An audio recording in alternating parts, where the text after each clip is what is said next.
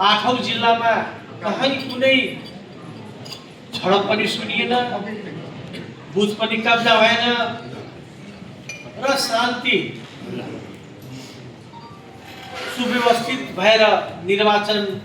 मतदानहरू भयो र त्यसको परिणामहरू पनि आए। सर्वप्रथम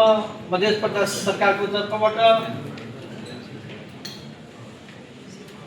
सुरक्षा कमान्ड पोस्टका संयोजक हाम्रो प्रमुख सचिवजीलाई म धन्यवाद दिन चाहन्छु र उहाँसँगै एउटा अभिभावकको रूपमा हाम्रो इनर्जेटिक र क्रिएटिभ माननीय मन्त्रीज्यू हुनुहुन्थ्यो, उहाँलाई विशेष म धन्यवाद दिन चाहन्छु। किनभने उहाँले अब हामी त प्रदेश सरकारको समन्वयकारी भूमिका मात्रै हो, तर उहाँले नेपाल सरकारकै गृह मन्त्रीको रूपमा आफूलाई ठानेर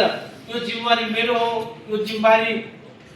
शान्तिपूर्ण सम्पन्न गर्नुपर्छ भनेर अहोरात्र दिनरात खटेर उहाँ सम्पन्न गर्नुभयो। त्यसको लागि पनि उहाँले म धन्यवाद दिन चाहन्छु र मलाई विश्वास छ यो सरकारको गृह मन्त्री, मध्य प्रदेश सरकारको गृह मन्त्री हाम्रो भूमिका भनेको समन्वयकारी भूमिका मात्रै हुँदै यति तपाईहरुको बीचमा हामी घुलमिल गरेर यो आठै जिल्लामा यो मध्य प्रदेशमा जुन शान्ति सुरक्षा काम गर्न हाम्रो एउटा वातावरण बनाउँछौं, निश्चित रूपले यदि हाम्रो संविधानमा परिकल्पना गरेको अधिकार यो प्रदेशलाई दियो भने यो प्रदेशको सुरक्षा अवस्था, सुरक्षा निकाय, प्रशासन सबैलाई दिनरात हामी समन्वय गरेर उहाँलाई सुसज्जित बनाएर यो प्रदेशमा सुरक्षा कायम गर्छौं भन्ने म विश्वास दिलाउन चाहन्छु। हुन त हाम्रो सम्माननीय प्रधानमन्त्रीज्यू यहीँबाट बोलेर जानु भएको छ, प्रदेशलाई बलियो बनाउने भन्ने कुरा गर्नुभएको छ। हामीसँग हाम्रो माताहतमा सुरक्षा निकाय नभएर हामीले धेरै कुरा गर्न सकेका छैनौं, धेरै कुराको अभाव हामीलाई खट्केको छ। जस्तै बोर्डर को सुरक्षाको विषयमा कुरा गर्दै गर्दा मध्य प्रदेशका भूमिका त्यहाँ न्यून रहेछ र निश्चित रूपले हामी त्यहाँ नजिकबाट हेर्ने एउटा सरकारको दृष्टिकोणले हेर्दा हामीलाई पनि धेरै कुरा त्यसमा फिल भइरहेछ।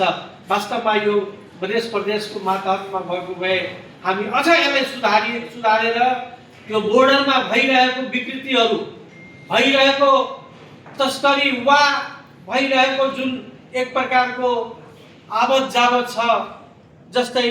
सबभन्दा ठूलो चुनौतीको रूपमा अहिले हाम्रो समाजमा यो ड्रगिस्टहरूको भएको छ। यो ड्रग पनि आउने नै पारीबाट हुनु, अब यसलाई व्यवस्थापन गर्ने आखिर वास्तवमा त्यसको पीडित हामी यो मध्य प्रदेशका र यो प्रदेशका जनता र प्रदेशका बालबालिकाहरू हामी छौं। संघ त ठीक छ, अधिकार संघको छ, तर यो जो यसको भुक्तभोगी हुन्छ निश्चित रूपले त्यसले आफ्नो हिसाबले प्लानिङ गरेर त्यसलाई कसरी न्यूनीकरण वा निरन्तन गर्न सक्छ त्यसमा हामीले ध्यान दिन्छौँ जस्तो लाग्छ। म यहाँ हाम्रा सबै